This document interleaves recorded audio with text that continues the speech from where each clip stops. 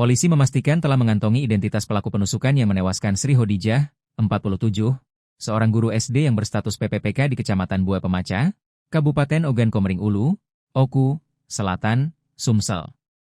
Saat ini, aparat kepolisian masih melakukan pengejaran terhadap pelaku yang diketahui masih berstatus pelajar dan berusia 16 tahun.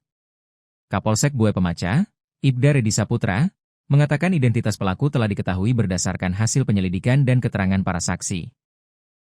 Namun hingga kini pelaku belum berhasil diamankan karena diduga telah melarikan diri bersama kedua orang tuanya. Identitas pelaku sudah kami kantongi. Saat ini kami masih melakukan pengejaran terhadap pelaku penusukan tersebut, kata Redi, Minggu, 14 Juni 2026. Menurut Redi, pelaku diduga merupakan pelaku pencurian yang kepergok korban saat beraksi di rumah Sri Hodijah yang berada di Kompleks Perumahan Guru SMP Negeri 4 Buah Pemaca pada Selasa, 9 Juni 2026, sekitar pukul 9 waktu Indonesia Barat. Saat itu, korban yang baru pulang ke rumah mendapati seorang pelaku berada di dalam rumahnya. Diduga panik karena aksinya diketahui, pelaku kemudian mengambil sebilah pisau dapur dan menusuk korban di bagian perut sebelum melarikan diri.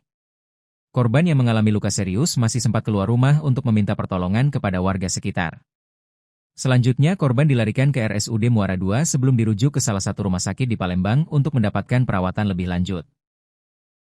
Namun setelah menjalani perawatan intensif selama beberapa hari, Sri Hodijah dinyatakan meninggal dunia pada Kamis, 11 Juni 2026. Menindaklanjuti laporan keluarga korban, polisi langsung melakukan olah tempat kejadian perkara, TKP, dan memeriksa sejumlah saksi.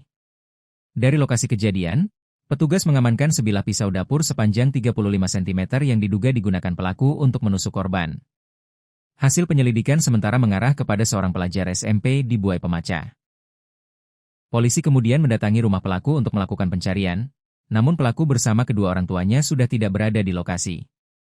Rumah pelaku sudah kami datangi, namun yang bersangkutan dan orang tuanya sudah tidak ada. Saat ini kami terus melakukan pengejaran, ujar Redi.